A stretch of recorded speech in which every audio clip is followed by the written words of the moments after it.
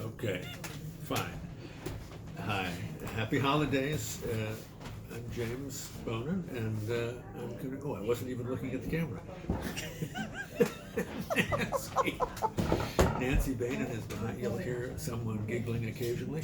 But here's quickly my books that I think are my favorites of the year. I did write about them in the newsletter, so I don't need to explain them too much. Let's just go in no order at all. Ian McEwan's novel Lessons, which is an extraordinary book. I got mad because a couple of people wrote very dismissive, brief reviews of him as if to say, oh, he's been writing forever, to heck with him. And I'm just saying that since he's my age, I'm going to stick up for him and say this is a fabulous book, the best he's written in 20 years. Get it. Lost and Found, Catherine Schulz's beautiful, beautiful memoir. It just keeps haunting me. I read it early in the year, and I can't stop thinking about it.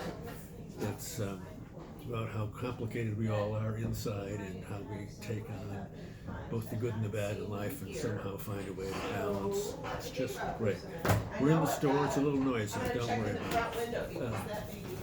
The Emily St. John Mandel's Sea of Tranquility. Her writing is so, it's just so generous about the human spirit. She's, I don't know how she finds it.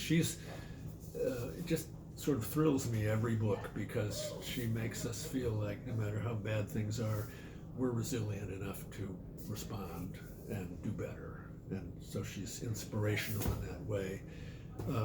Huasu's Stay True. This is making every single best 10 list of probably in the whole universe. It's an extraordinary book, tender and full of love, and it's a book about loss, but it's a book about processing loss over the long arc of time. It's just an exquisitely written book. It took him 20 years to sort of process everything that he lived through when he was in his late teens and early 20s, and he's turned it into something that people will be reading in 50 years. Barbara Kingsolver, when I was told that Barbara Kingsolver was doing a kind of contemporary version of David Copperfield, I thought, oh, no way. Stupid. It's absolutely incredible. The voice she creates for this young man, just like David Copperfield takes you through the whole of Dickens, her demon copperhead just will thrill you. The book is full of sadness, just like Dickens is. Barbara Kingsolver, as I said in the newsletter, has kind of turned into Dickens. Maybe she's turned into Dickens and George Bernard Shaw in his political plays, the two people. I mean, she's so concerned about literature helping the world, and this is a hugely entertaining book, but it scares the crap out of you about how terrible the OxyContin struggle has been, and of course, who's bears the brunt of it is usually people in Appalachia and places like that. So this is a book that is big and expansive, hilarious, heartbreaking, and it too, like Stay True, is making everybody's best 10 list. It's just this is no order at all. So this is not quantitative. No, I always get those mixed up. Yes, a quantitative list.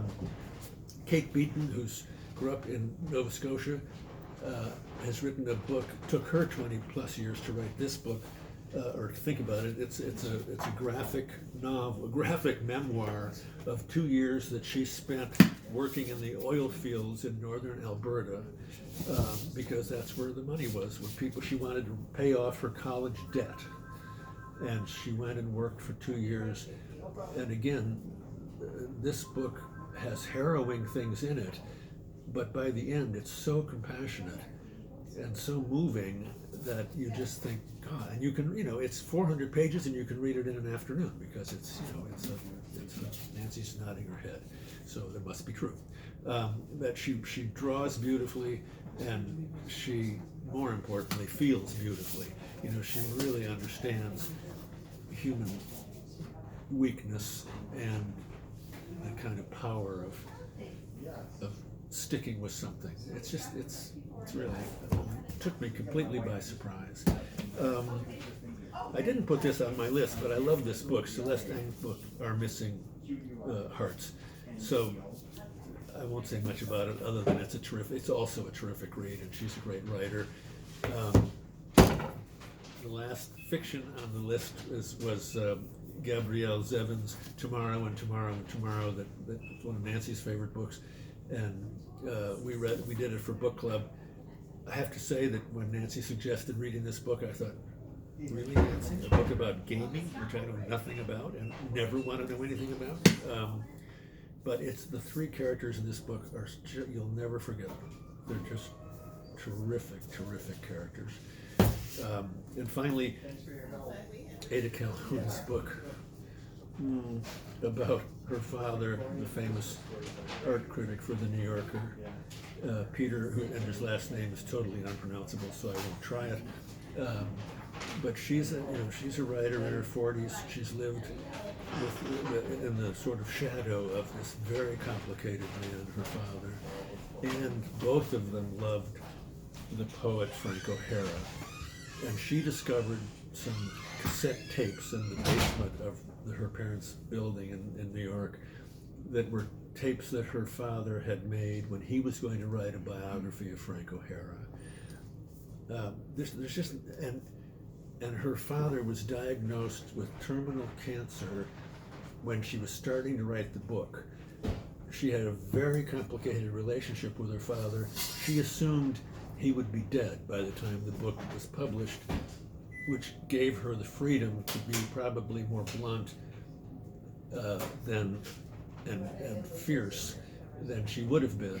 Well, it turned out he was alive when it was published, and he loved the book. He just died last month. He's one of the great art critics of the 20th century. If you haven't read his art criticism, read it. Again, look up his name through this book. And but this book is really beautiful, moving, strong, and it's also hugely interesting about Frank O'Hara, and hugely interesting about the New York sort of writing and art scene in the 50s and 60s. So it's just loaded with stuff, and it's not very long. So it's really close to my heart. It's just a terrific book. Okay, two books I'm reading right now, and I love Adam Hochschild. He's written a book called American Midnight about the time in America from 1917 to 1921. I'm about a third of the way through it. It's very sobering, terrific writing about stuff I didn't know much about. You know, it starts when we enter World War I, and it ends kind of in all the race riots in the early 20s, and it's really, really, really good.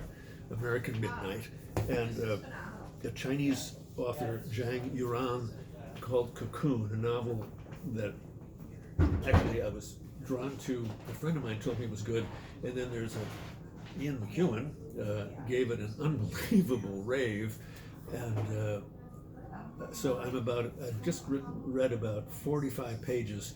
It's about two people whose families got caught up in the Cultural Revolution, and they are now kids who were born in the early 80s, and they're trying to the two of them they haven't seen each other in 20 years, and they're trying to make sense of everything that happened with their families and everything that's happened in China. And she's sort of one of the premier young Chinese fiction writers, and I'm really loving it so far. Finally, three books that have been on my list for a few months, and I just can't get to them, although I'm determined to do them soon, is John Banville, who I love. Everybody knows that I love John Banville, and his new novel, The Singularities. John Banville is about my age, which is old, and he says that this might be the last of his sort of serious novels.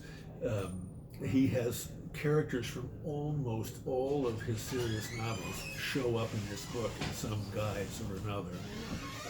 And I've read a lot of fun things about it, and a friend of mine in England called me and said, "You have got to read this book." So that's on my list soon. Yun Lee, the Chinese writer who I adore, her new novel, The Book of Goose, has gotten great reviews, and I can't wait to read it. You have stacks of books when you own a bookstore, and you can't get to everything, even the things you love. So I'm really looking forward to this. And I don't know if I'll get to this, but I really hope I do. Andrea Wolf, who wrote an amazing book about science in Germany about 4 years ago, called The Invention of Nature. This is her new book called Magnificent Rebels, and it's about all the German romantics.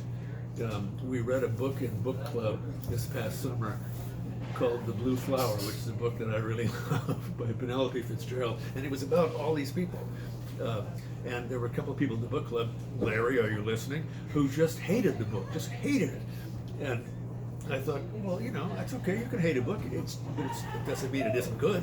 But so this is a way to revisit, Larry, all the people you hated in the novel. You can read them in a nonfiction way. But Andrea Wolf is a great writer, and the book is called Magnificent Rebels. And there have been 3,000 people in and out of the store, so I apologize for whatever's been happening behind me. And thank you for everything that you do for us, and the way you support the store. It's very moving to all of us, and we look forward to seeing you here or elsewhere. And Happy New Year.